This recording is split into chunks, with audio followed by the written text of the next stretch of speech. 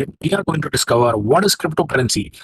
People are confused, right? You have so many cryptocurrencies, Bitcoin, Ethereum, thousands of cryptocurrencies. What is the need of cryptocurrency? Why it is having value? Why it is making so much names out there in the world? So this video will clear all your doubts. So please make sure watch till the end.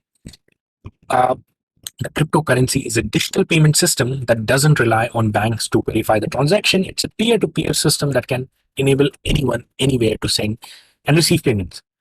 Now, here's the thing. You need to understand that it's a digital system that doesn't rely on bank. That simply means that it is based on the cryptography technology and the blockchain technology. The blockchain is a ledger, public ledger, on which the respective transactions are monitored, are written, and nobody else can reverse the transaction. The moment, let's say, a cryptocurrency is being sent from one place to the other, a record is being written onto the ledger, which is the blockchain, and that transaction is done, and there is no mechanism or no third party to reverse that. At the same time, the peculiar characteristic of the cryptocurrency is when you're sending it from one place to the other, you do not need any third party to control it. So if, let's say, I want to send $1 million from one place to the other, normally I would need approval of the third party, like the banks and stuff, so many manpower involvement. But here with the cryptocurrency, I do not need any approval.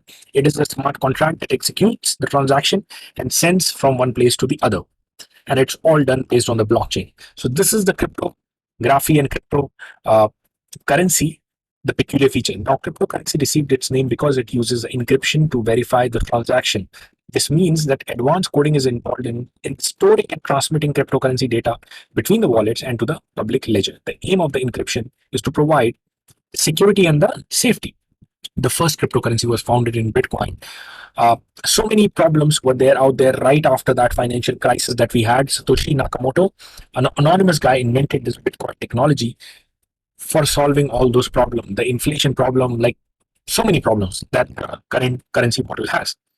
It used the blockchain technology to implement this Bitcoin. And the first transaction that happened with the Bitcoin was 10,000 Bitcoin was sold for 2 pizzas. One of the person sold. That 10,000 Bitcoin is right now worth, at $30,000 Bitcoin price, it's worth $300 million. But anyways, so this is the first currency.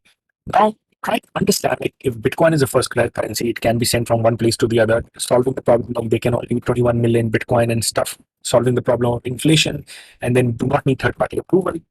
Why there are more cryptocurrencies? Like, there are thousands and thousands.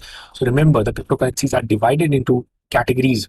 Because of this blockchain technology, the new things are being launched, the new utilization has been done, and based on that, new cryptos are being launched. So for example, the utility token, the XRP and Ethereum are the two examples of the utility token. What is the utility token?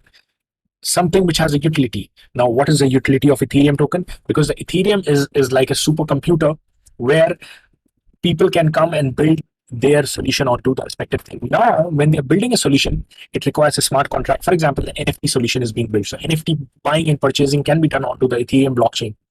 But the Ethereum blockchain will be governed by a currency, and that currency is Ethereum that they have learned. So you need Ethereum in order to, let's say, buy an NFT which is on the Ethereum blockchain. NFT is just one of the use cases. Many of the software and decentralized apps are being built onto this, and that is why it is the utility token and the XRP token as well. These are the two examples. Then comes the transaction token. It's simply for the payment method, and the Bitcoin is the example for the transaction. See, Ethereum also has a quality. You can send it from one place to the other, just like Bitcoin, but the use case becomes different. The major purpose becomes different. It is for the purpose of implementing the entire Ethereum blockchain applications that is being developed. Then is the governance token. For example, the Uniswap, the more number of people holding the respective token, the more rights that they have, they can govern what decision to be made. Then they have the platform tokens like Solana, security tokens, like, I mean, it's given one of them is the LSS. So there are various categories and the use cases of different tokens.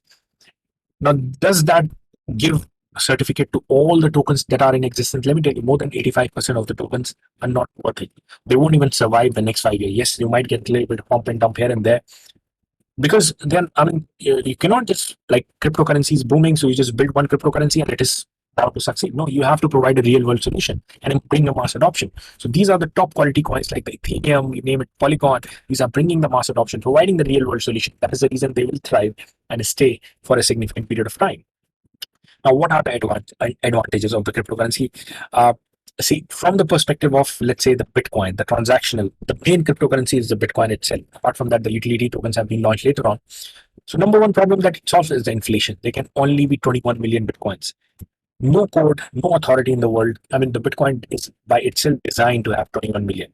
Now, there could be XYZ coin. I can launch an XYZ coin and say, hey, I have just 21 million of XYZ coin. Why don't you buy it? That's what it is. Beauty lies in the eyes of the beholder. It took 13 years for the Bitcoin to establish as a marketing. I mean, everybody in the world almost knows about it. Probably uh, now it has marketed. Why does the US dollar has a value? Because everybody has accepted it. Everybody started trusting it. So the trust is a major factor.